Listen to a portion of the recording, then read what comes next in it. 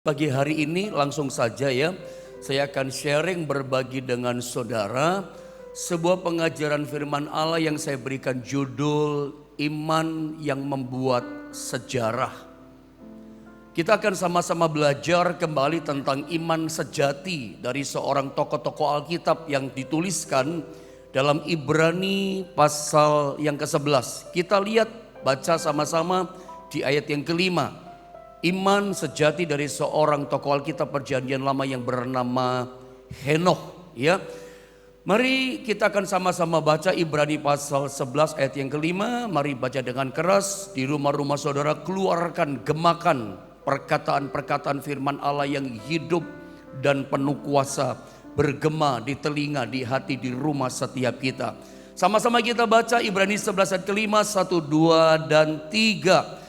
Karena iman Henokh terangkat supaya ia tidak mengalami kematian, dan ia tidak ditemukan karena Allah telah mengangkatnya.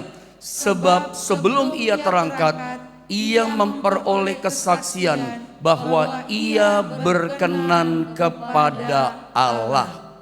Nanti kalau kita baca di ayat yang ke-6-nya, saya boleh minta multimedia sediakan yang ke-6 ya. Ibrani 11 ayat yang ke-6 itu dikatakan tanpa iman tidak seorang pun berkenan kepada Allah. Kita tunggu, kita lihat ayat ini. Sama-sama kita baca ayat yang ke-6 supaya nyambung dan jelas tentang kesaksian iman daripada Henokh. Ayat 6 sama-sama kita baca sekali lagi saudara, 2, 3. Tetapi tanpa iman tidak mungkin orang berkenan kepada Allah, sebab barang siapa berpaling kepada Allah, ia harus percaya bahwa Allah ada dan bahwa Allah memberi upah kepada orang yang sungguh-sungguh mencari Dia.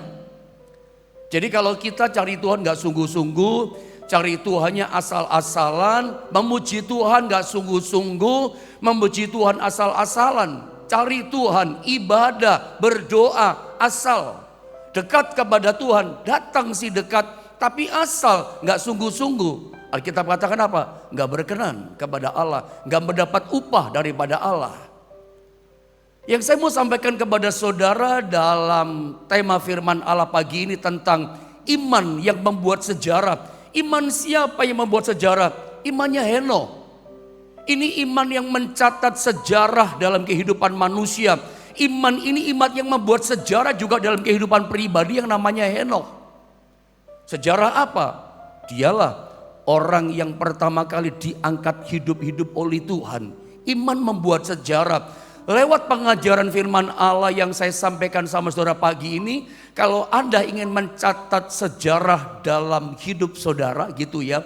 Kalau saudara ingin membuat sejarah dalam catatan kehidupanmu, membuat sejarah yang besar, membuat sejarah catatan besar dalam masa depan saudara, dalam bisnis saudara, dalam omset saudara, ekonomi saudara. Bagaimana caranya gitu loh. Kita membuat catatan sejarah yang besar dalam langkah-langkah kehidupan kita.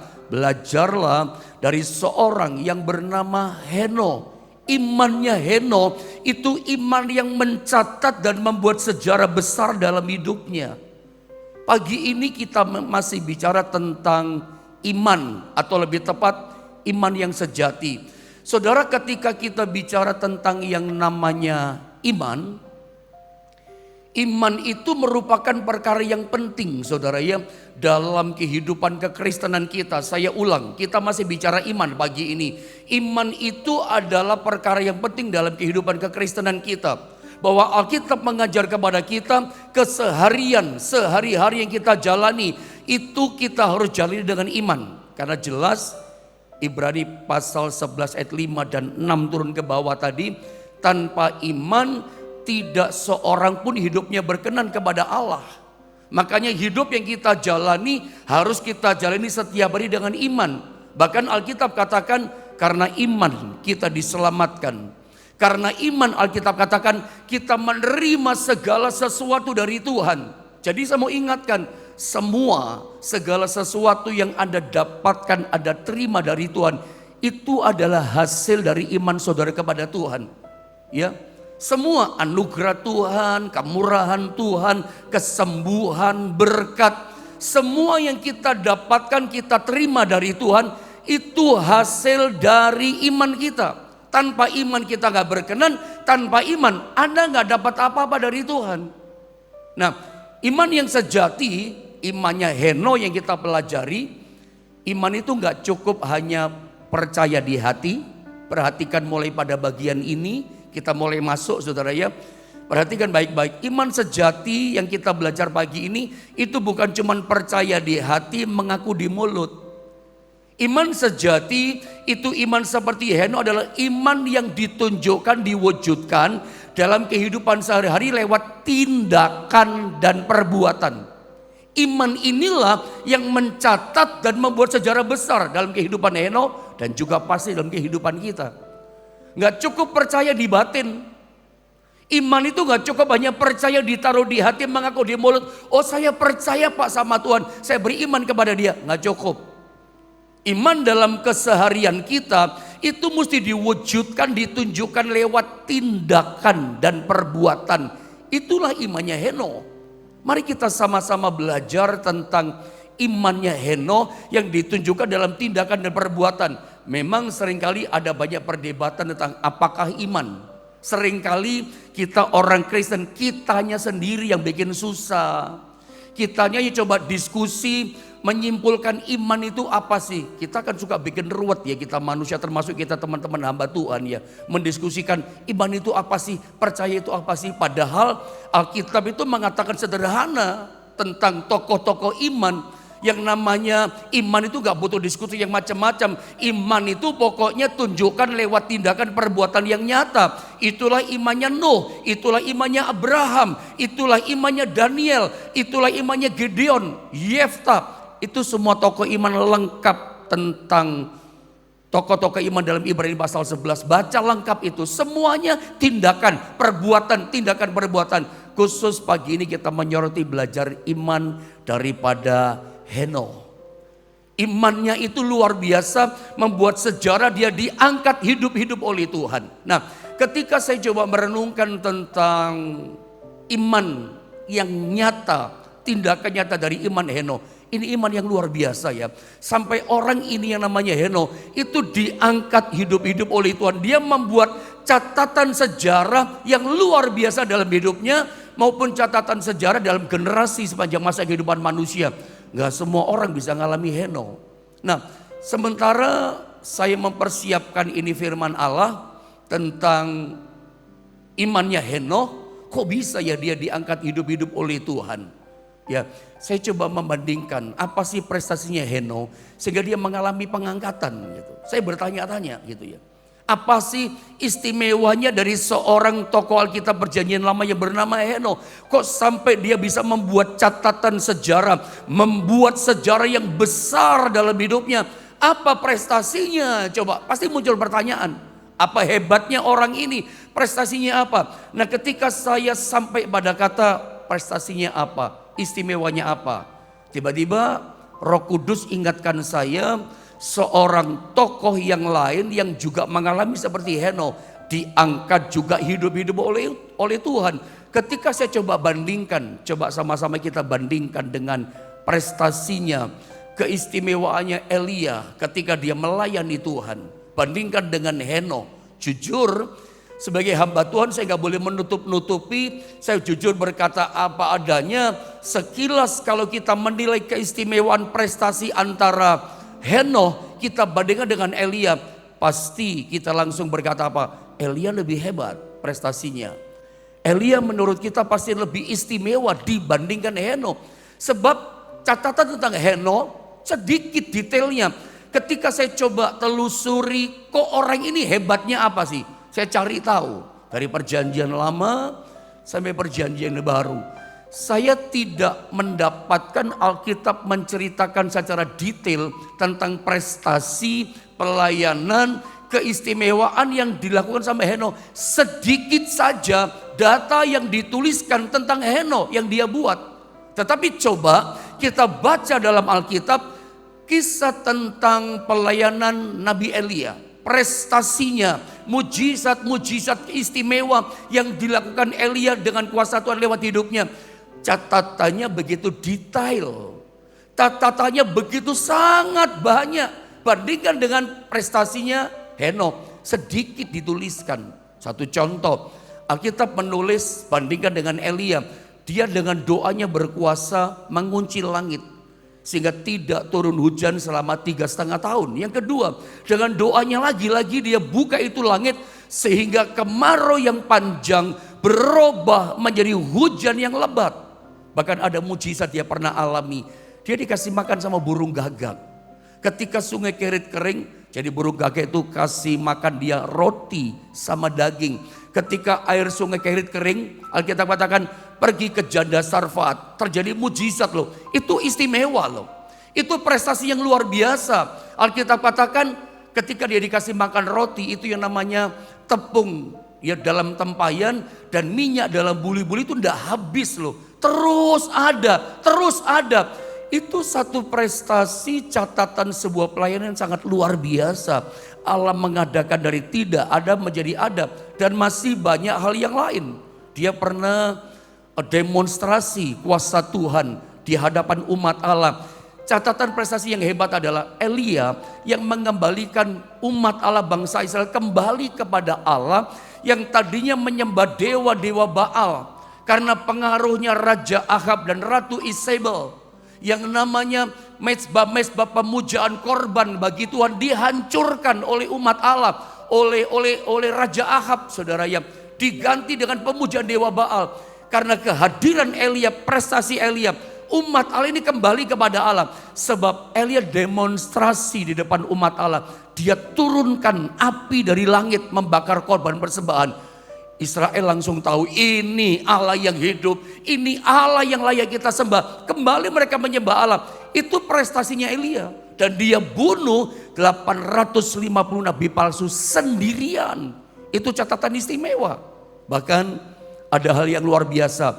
Elia itu pernah berjalan, saudara, yang 40 hari, 40 malam pergi ke Gunung Horeb tanpa makan, tanpa minum. Ini puasa ilahi. Ini sebuah perjalanan yang supranatural yang gak semua orang alami. Musa pernah ngalami, tapi Elia ngalami. Kita bicara bandingkan dengan Elia dengan Henokh. Dan kalau saudara baca dalam Alkitab, masih banyak lagi ternyata prestasi maupun keistimewaan pelayanan dikerjakan oleh Elia. Sungai Yordan, dia pernah pukul dengan jubahnya, terbelah jadi dua. Dan masih banyak yang lain. Saya terbatas menceritakan dengan waktu yang terbatas. Banyak catatan prestasinya. Mari kita bandingkan dengan catatan prestasi keistimewaan Henokh. Alkitab gak banyak menulis. Hanya ini yang kita dapatkan. Coba lihat, kita bandingkan ya, perhatikan Kejadian pasal 5. Ini kisah yang sesungguhnya. Dalam ayat 21 sampai dengan ayat 24. Saya baca ayat 21, saudara 22 ya, nanti 24-nya sama-sama. Kejadian 5 ayat 21 saya baca. Setelah Henokh hidup 65 tahun, ia memperanakkan Metusala. Teruskan saudara. Dan Henokh hidup bergaul dengan Allah selama 300 tahun lagi. Setelah ia memperanakkan Metusala, dan ia memperanakkan anak-anak lelaki dan perempuan. Jadi Henokh ini punya keluarga, punya istri, punya anak-anak, saudara ya. Saya baca ayat 23. Jadi Henokh mencapai umur 365 tahun.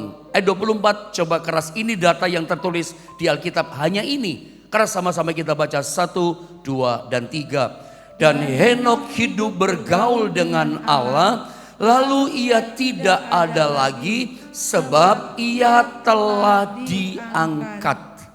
Saudara perhatikan, yang kita temukan prestasi daripada Henokh, catatan istimewa saya sebut tentang Henokh hanya satu ini, satu saja. Bandingkan dengan Nabi Elia, catatan prestasinya, istimewa dia dalam pelayanan banyak banget. Saya pun pagi ini gak bisa mengatakan, menceritakan semuanya catatan prestasi daripada Nabi Elia. Banyak sekali. Dibandingkan Henokh ya cuman satu ini, bergaul dengan Allah. dekat dengan Allah. Cari Allah, itu prestasi Henokh. Tetapi jujur saudara ya, saya gak boleh menutupi. Dari awal saya katakan sebagai hamba Tuhan mengajar saudara tentang prestasinya Henokh.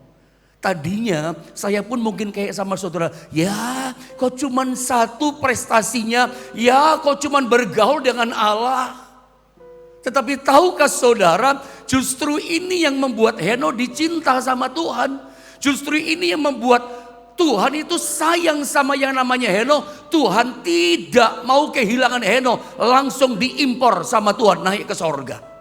Dia gak mau kehilangan sama pribadinya Henokh. Tadinya berpikir kayak saudara, ya kok cuman itu. Tapi jujur ya, ketika saya merenungkan ayat ini seperti Roh Kudus tegur gitu. Ya, jangan meremehkan seperti Henokh. Kesalahan yang paling fatal, saya kasih statement sama saudara, ini teguran mungkin buat setiap kita koreksi. Kesalahan yang paling fatal ya dalam kehidupan kita saat kita mulai meremehkan namanya pergaulan dengan Tuhan. Duduk diam di kaki Tuhan, bersekutu dengan Tuhan. Seringkali kita remehkan, ya kok cuman itu. Padahal yang satu ini ternyata istimewa di mata Tuhan. Yang satu ini adalah luar biasa gitu loh. Di mata Tuhan, pergaulan dengan Tuhan. Dan justru yang satu prestasi daripada Henokh, yang satu ini saja kita temukan. Itu membuat Henokh, itu mencatat membuat sejarah besar dalam hidupnya. Dia bergaul dengan Allah itu perhatikan 300 tahun, jangan disepelekan. Bedakan dengan kita, seringkali kita bergaul dengan Allah itu gak konsisten. Henokh itu punya pekerjaan pasti, punya usaha, dia punya istri, dia punya anak-anak kayak kita berkeluarga. Kesibukannya sama dengan kesibukan kita. Kalau kita tarik mundur sekarang kehidupan Henokh, kesibuk ini, sibuk itu. Tapi Henokh dikatakan Alkitab dengan jelas Kejadian pasal 5 dia bergaul dengan Allah selama 300 tahun. Dan kata bergaul dengan Allah selama 300 tahun ini adalah sebuah pergaulan yang terus menerus. Ya, sebuah pergaulan yang konsisten dengan Allah. Bandingkan dengan kita. Kita ini seringkali kalau bergaul dengan Allah, dekat dengan Allah, bersekutu dengan Allah, intimasi dengan Allah itu gak konsisten. Kita baru termotivasi bergaul dengan Allah, rindu cari Allah. Kita mendekat kepada Allah kapan? Saya tanya sama saudara, ketika kita ada masalah kan? Ketika kita jalannya buntu, ketika kita sakit, ketika kita gak berdaya, ketika kita ditekan oleh beban hidup yang berat, kita hand up, kita angkat tangan, gak ada jalan keluar. Disitulah kita baru termotivasi, bergelora, semangat, antusias, kita cari Tuhan. Begitu kita ditolong Tuhan, sembuh sakit kita dikasih jalan keluar dengan mujizat sama Tuhan. Yang tadinya bangkrut dipulihkan, diberkati, kita gak konsisten lagi. Motivasi kita bergaul dengan Tuhan, motivasi kita cari Tuhan, dekat dengan Tuhan berkurang. Motivasinya kurang, motivasinya gak bergelora lagi. Kalau sempat cari Tuhan, sempat ibadah, ya ibadah, kalau enggak, ya enggak sesukanya kita. Tidak konsisten. Kita itu baru semangat termotivasi kalau ada masalah. Ini kan persoalannya Henokh, ini istimewa loh prestasinya. Dan ini yang membuat Tuhan jatuh cinta. Seperti dia pernah berkata tentang Daud, aku telah bertemu dengan seorang yang berkenan di hatiku. Tahukah saudara apa yang membuat Tuhan berkenan kepada orang namanya Henokh? Pergaulannya konsisten dengan Tuhan. Dan konsistensi pergaulan dengan Allah ini yang membuat Henokh mencatat, membuat sejarah besar dalam sejarah kehidupan manusia sepanjang masa. Diangkat Tuhan hidup-hidup. Tuhan gak pada semua orang lakukan ini. Hanya kepada orang yang berkenan di hatinya. Daud pun tidak, karena Daud sempat jatuh dalam dosa, dalam perzinahan. Coba kalau seandainya Daud tidak jatuh dalam perzinahan, berarti dia gak konsisten ya, sempat jatuh. Coba kalau Daud konsisten terus menerus dia bermazmur, terus menerus dia konsisten membangun pergaulan hubungan dengan Tuhan, Daud juga pasti membuat catatan sejarah yang besar dalam hidupnya. Diangkat Tuhan di hidup, tapi sempat jatuh. Sehingga rencana Tuhan tidak maksimal. Rencana Tuhan tuh maksimal sebetulnya. Rencana Tuhan tuh besar buat kita. Tapi bisa turun persentasenya. Bisa turun kemaksimalannya. Kenapa? Kita sendiri tidak konsisten. Anda ingin membuat sejarah besar dalam hidupmu. Ada satu cara, bergaul dengan Tuhan. Keintiman dengan Tuhan. 300 tahun. Ada ingat gak cerita Gideon? Itu pernah mengalahkan tentara sejumlah orang Median, saudara, sejumlah 135.000 orang prajurit. Dikalahkan dengan 300 orang. Siapa 300 orang tentara Gideon yang bisa kalahkan 135.000 orang tentara Median? Mereka adalah orang-orang yang taat. Mereka adalah orang-orang yang setia kepada panggilannya, kepada Allah dan kepada Gideon. Yang lain takut tinggalkan Gideon, tinggal 300 orang setia dan taat. Ini bicara orang yang setia dan taat secara konsisten. 300 orang itu membuat catatan sejarah yang besar. Mana ada ceritanya di dunia ini 300 orang bisa kalahkan 135.000 orang. 135.000 orang ini bicara masalah yang besar. Bukan cuma besar, sangat besar. Tapi bisa ditaklukkan, bisa dihancurkan, bisa dikalahkan, bisa dilewati. Loh, ini sebuah sejarah besar loh saudara. Kalau Anda di tahun ini, bahkan di tahun-tahun depan, Anda ingin mengalami sesuatu yang memecahkan rekor. Yang Anda belum pernah alami, itu kan namanya sejarah baru. Tentu luar biasa ya. Tentu itu kasih karunia anugerah Allah yang luar biasa. Yang belum pernah kita lakukan, yang belum pernah kita buat, yang belum pernah kita alami. Kita bisa ngalami. Itu memecahkan rekor. Itu sebuah sejarah baru buat kita. Ada pengen gak ngalami seperti itu? Saya rindu Tuhan mengalami itu. Aku ingin mengalami itu Tuhan. Mengalami sesuatu yang baru, yang mungkin orang gak alami, aku bisa alami. Rindukan itu. Dan caranya gak ada yang lain. Bangun pergaulan dengan Tuhan. Makanya saya jujur, saya pernah berkata sama saudara kan, tadi saya juga berkata, ketika pulang dari gereja persiapan ini saudara ya, saya udah siapkan ini renungan ini. Seperti kok pergaulan sih, kenapa nggak persis kayak Elia yang begitu banyak, Tuhan tegur keras loh. Jangan remehkan, kelemahan kita suka meremehkan pergaulan, konsistensi datang sama Tuhan. Padahal kehadiranmu dalam ibadah pagi ini meskipun lewat online, engkau sedang membangun pergaulan dengan Tuhan. Kelihatannya remeh, tapi saya percaya hari ini yang kita kerjakan dengan Tuhan, itu akan membuat catatan sejarah besar di masa depan setiap kita. Pergaulan dengan Tuhan, itu ternyata dahsyat saudara ya. Nah, pertanyaannya saya mau bawa saudara pada bagian ini. Ya. Apa yang sebenarnya yang paling Tuhan inginkan dari manusia? Dari kisah Henokh kita belajar sesuatu. Kok pergaulan sih yang membuat orang ini istimewa? Bahkan mengalami catatan sejarah yang luar biasa. Kok keintiman pergaulan hidup dalam doa dengan Tuhan?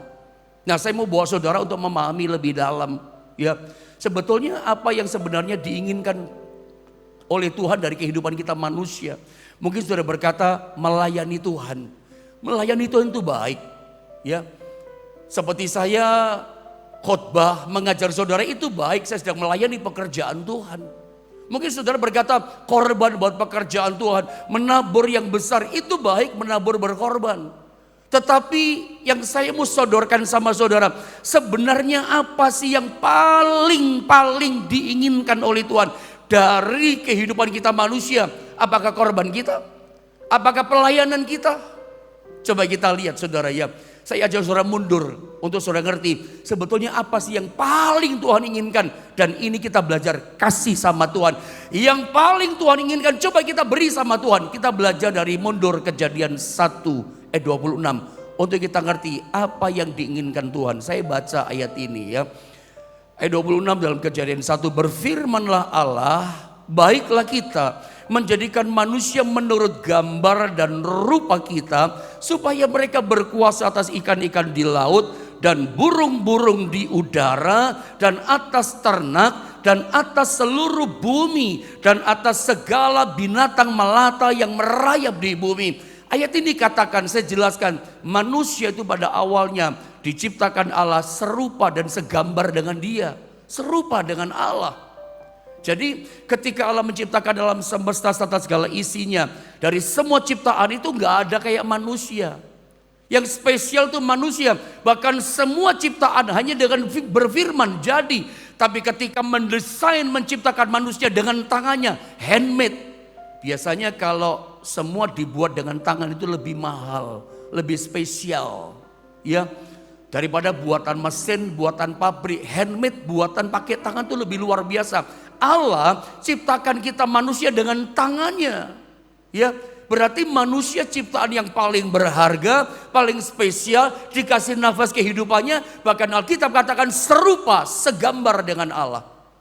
Binatang tidak serupa dengan Allah, tidak nyambung. Makanya makhluk yang paling nyambung ciptaan Allah itu adalah manusia. Makanya kita lihat satu ayat lagi, Kejadian pasal 3 ayat 8. Saya mau coba terangkan di sini. Ketika mereka mendengar bunyi langkah Tuhan Allah, setelah manusia Adam dan Hawa jatuh dalam dosa, Allah datang berjalan di Taman Eden. Perhatikan, ketika mereka mendengar bunyi langkah Tuhan Allah, ya, di Taman Eden yang berjalan-jalan. Coba bilang sama-sama saya, berjalan-jalan. Bukan berjalan ya. Alkitab mencatat Allah itu melangkah di taman, dikatakan yang berjalan-jalan dalam taman itu pada hari sejuk. Dan seterusnya. Nanti Tuhan tanya, Adam di mana engkau? Hei manusia di mana engkau? Tapi yang menarik perhatian saya, Allah datang di taman kepada manusia yang sembunyi lalu dalam dosa karena telanjang. Allah itu berjalan-jalan loh cari Adam sama Hawa. Berjalan-jalan. Bukan berjalan. Berbeda pengertian berjalan dengan berjalan-jalan. Berjalan-jalan itu berarti waktunya santai. Ternyata Tuhan kita, Allah kita itu suka berjalan-jalan. Jadi yang suka berjalan-jalan itu bukan cuma para wanita saja. Ya, yang suka berjalan-jalan bukan cuma istri-istri kita wanita, perempuan-perempuan saja. Tuhan pun suka berjalan-jalan. Berjalan-jalan artinya santai. Dia ingin jalan-jalan sama manusia. Tapi manusia sembunyi. Berarti kebiasaan Tuhan di Taman Eden sebelum manusia pertama jatuh dalam dosa. Keseharian Allah dengan manusia pertama itu suka berjalan-jalan, ngobrol. Itu kesenangannya Tuhan. Ya, berjalan-jalan dengan manusia. Tapi kita tahu begitu manusia jatuh dalam dosa, Tuhan kehilangan itu, nggak bisa berjalan-jalan lagi dengan manusia, nggak bisa bersekutu dekat lagi, ngobrol intim. Ini bukan antara berjalan-jalan, kata ini bukan antara bos sama pegawai. Ini bukan hubungan kerja. Ini hubungan apa? Seperti sahabat teman berjalan-jalan dengan orang yang dekat dengan dia. Ini bukan bos sama karyawan loh. Makanya pikiran kita suka salah. Kalau kita bikin dosa, manusia bikin dosa, Adam bikin dosa, seolah-olah yang rugi cuman kita, dampaknya kita hancur, kita menderita sengsara. Itu berdampak pada Allah loh. Allah kehilangan teman berjalan-jalan. Allah kehilangan teman bersekutu ngobrol. Padahal yang paling diinginkan Tuhan ternyata adalah pergaulan dengan dia. Berjalan dekat dengan dia. Itu yang paling diinginkan. Makanya gak heran. Begitu manusia jatuh dalam dosa, kalau kita baca sejarah Alkitab, Kejadian sampai Wahyu, Allah itu selalu rindu secara proaktif, aktif bukan pasif. Dia proaktif, dia cari orang-orang yang meresponi dia, yang rindu datang sama dia, yang meresponi mau bergaul mendekat dengan dia. Dan dia tidak ketemu loh. Nanti ketemu itu pada gak semua generasi setelah Adam itu generasi yang mencari Tuhan. Saya buktikan, coba ini ayat terakhir buat setiap kita ya. Lukas pasal 3 ayat 34, saya minta multimedia sediakan ayat ini. Sampai dengan ayat 38, saya ingin tunjukkan sama saudara. Lukas 3 pasal 3 34 sampai 38. Ayat ini sebetulnya catatannya mundur. Harusnya kalau kita baca dari 38, 37 begitu harusnya. Tapi ini mundur. Ya, enggak apa-apa lah. Saya pernah ajarkan ayat ini mundur dari 38. Kita baca dulu ya di pendalaman Alkitab. Tapi kita ikuti saja pembacaan 34. Tapi ini mundur sebetulnya ya. Saya baca, anak Yakub, anak Ishak, ini silsilah kitab Stambun. Anak Abraham, anak Terah, anak Nahor. Terus Anak Seruk, anak Rehu, anak Pelek, anak Eber, anak Salmon. Siapa lagi? Anak Kenan, anak Arpaksad, anak Sem, anak Nuh. Ini nama sangat kita kenal, Nuh. Anak Lamek, siapa lagi? 37. Anak Metusala, anak Henoh. Kita ketemu nama ini. Anak Yared, anak Mahaleel, anak Kenan. 38. Anak Enos, anak Set, anak Adam, anak Allah. Maksudnya adalah Yesus. Jadi perhatikan, setelah Adam jatuh dalam dosa, Allah itu proaktif cari orang yang bersekutu dengan dia. Karena Allah kehilangan Adam, teman berjalan-jalan, bergaul hilang. Allah cari di antara anak-anak Adam, tidak ketemu. Generasi Set tidak ada, generasi Enos nggak ada, generasi berikutnya nggak ada. Coba hitung-hitung saja berapa generasi, nanti ketemu Henoh. Generasi berikutnya yang turun dari Adam itu bersekutu, bergaul karib dengan dia. Langsung Tuhan gak mau kehilangan yang namanya Henoh. Membuat catatan secara besar, langsung diangkat hidup-hidup oleh Tuhan. Nah setelah Henoh, apakah Allah berhenti mencari generasi yang rindu bersekutu dengan dia? Enggak, dia terus cari, enggak ketemu. Nanti ketemu turun ke bawah namanya Nuh. Ada tahu cerita itu? Nah Nuh itu bergaul dengan Allah walaupun ada kekurangan, nanti ketemu lagi yang namanya Abraham. Lalu ada Ishak. Ishak itu kita nggak bisa sebut orang yang bergaul dengan Allah. Memang Ishak itu orang yang diberkati Tuhan kaya raya. Tapi Ishak itu kita nggak bisa katakan orang yang bersekutu bergaul dengan Allah. Termasuk Yakub. Mungkin Anda berkata, loh Pak Pendeta, Yakub itu kan bergaul dengan Allah di sungai Yabok semalam-malaman. Tapi Anda ingatkan, dia bergaul dengan Allah itu modelnya kayak kita. Ingat di sungai Yabok dia berkata begini, aku tidak akan melepaskan engkau, ya berkata kepada malaikat, sebelum engkau memberkati aku. Kenapa dia cari Tuhan, dekat sama Tuhan dalam doa bergaul dengan Allah? Alasannya berkat, bukan karena ingin bersekutu bergaul dengan Allah. Nanti kemudian ketemu namanya Daud, bergaul dengan Allah.